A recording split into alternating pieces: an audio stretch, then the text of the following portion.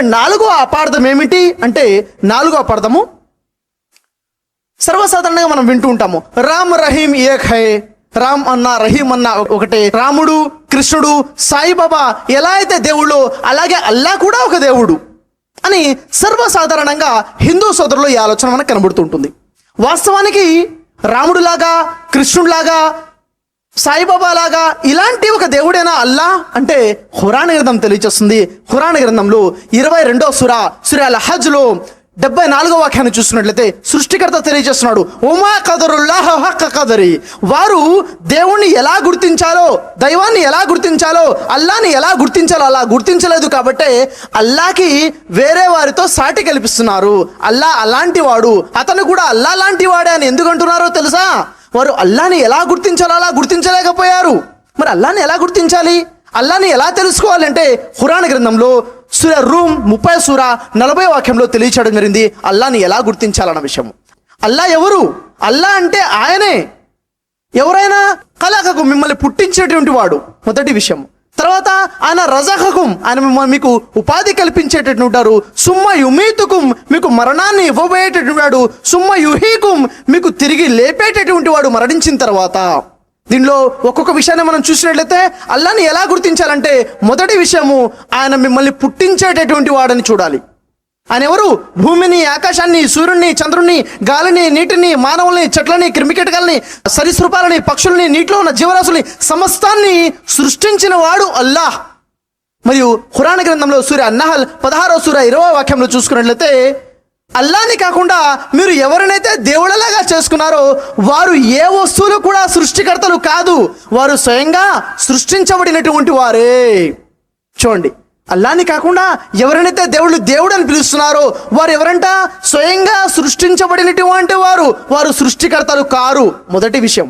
రెండో విషయం ఏమిటి?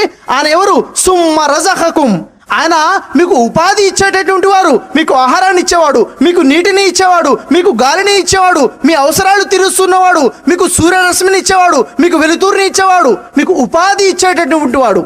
సూర్య బఖరాలో 22వ వాక్యాన్ని మనం చూసినట్లయితే అల్లా తెలియచేస్తున్నాడు, ఆయనే ఆకాశం నుండి వర్షాలు కురిపించేవాడు, ఆ నీటిని భూమిలో నిల్వ చేసేటటువంటి వాడు, ఆ నీటి ద్వారా భూమిలో అనేక రకాల పంటలు పండే ఏర్పాటు చేసేవాడు, ఆ పంట ద్వారా మీ ఆకలి తీర్చేవాడు, మీకు ఉపాధి చేసేవాడు ఆయనే అల్లా. ఇది మీకు తెలిసిన తర్వాత ఆయనకు సమానంగా వేరొకరిని నిలబెట్టబాకండి, వేరొకరిని ఆరాధించబాకండి. అల్లా కాకుండా ఎవరినైతే ప్రజలు ఆరాధిస్తున్నారో వారందరూ ఎవరు అంటే ఉపాధి గ్రహీతలు, ఉపాధిని గ్రహించేవారు, నీటిని తాగేవారు, గాలిని తీసుకునేవారు, ఆహారాన్ని తినేవారు. అల్లా ఎవరు? ఉపాధి ప్రదాత. సుమ్మ రజహకుం. మరి ఆయన ఎవరు అంటే సుమ్మ యుమీతుకుం, మూడో లక్షణం దేవుడిది. ఆయన ఎలా గుర్తించాలంటే ఆయన మీకు మరణాన్ని ఇవ్వబోయేటటువంటి వాడు, మీకు మరణాన్ని ఇచ్చేటువంటి ఆయన. మరి సృష్టికర్త అనే దేవం అవతరించేసిన ఖురాన్లో సూరా అర్-రహమాన్ 55వ సూరాలో 26, 27 వాక్యాలు చూసుకున్నట్లయితే ఒక్క అల్లా యొక్క ఉనికి తప్ప సమస్తము నశించేదే. మీరు ఎవరినైతే ఆరాధిస్తున్నారో అల్లాని కాకుండా వారు ఏదో రోజు చనిపోయేటువంటి వారే. ఆయన ఎవరు? మరణాన్ని ఇచ్చేవారు, వీరందరూ చనిపోయేటువంటి వారు.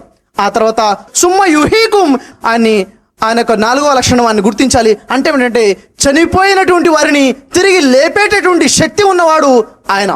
పునరుత్థానం పొందించేటటువంటి వాడు అల్లా, తిరిగి లేపేటటువంటి వాడు సృష్టికర్త అన్న దేవం. పునరుత్థానం పొందినవాడు దేవుడు కాదు, పునరుత్థానం పొందించేవాడు దేవుడు. చనిపోయి తిరిగి లేచినవాడు దేవుడు కాదు, చనిపోయిన వారిని తిరిగి లేపేటటువంటి వాడు దేవుడు. ఆయనే సృష్టికర్త అన్న దేవము. ఆయన్ని అలా గుర్తించాలి అన్న విషయం మనకి తెలియచేయడం జరిగింది. అయితే మరి ఎవరైతే అల్లా రాముడు లాంటి దేవుడు, శ్రీకృష్ణుడు లాంటి దేవుడు, సాయిబాబా లాంటి దేవుడు, యేసు లాంటి దేవుడు అంటే వీరందరూ కూడా ఎవరండి? సృష్టించబడిన వారు. వీరందరూ ఎవరండి? ఉపాధిని గ్రహించినటువంటి వారు. వీరందరూ ఎవరండి? వీరికి మరణం ఉన్నది. వీరందరూ ఎవరండి? తిరిగి లేచేటటువంటి వారు, పునరుత్థానం పొందేటటువంటి వారు. ఈ లక్షణాలు లేనటువంటి వాడు ఆయనే. మరి ఆయన్నే కాకుండా మీరు ఎవరినైతే ఆరాధిస్తున్నారో వారు ఈ లక్షణాలు కలిగి లేరు అన్న విషయము తెలియచేయడం జరిగింది. ఇక్కడ తెలిసిన యథార్థం ఏమిటంటే అల్లా మీరు కల్పించుకున్న దేవుడు లాంటి దేవుడు కాదు, ఆయన సృష్టికర్త అయిన ఏకైక నిజమైన దైవం అన్న యథార్థము మనకి తెలిసింది. ఇది 4వ అపార్థానికి మనం తెలుసుకున్న యథార్థము.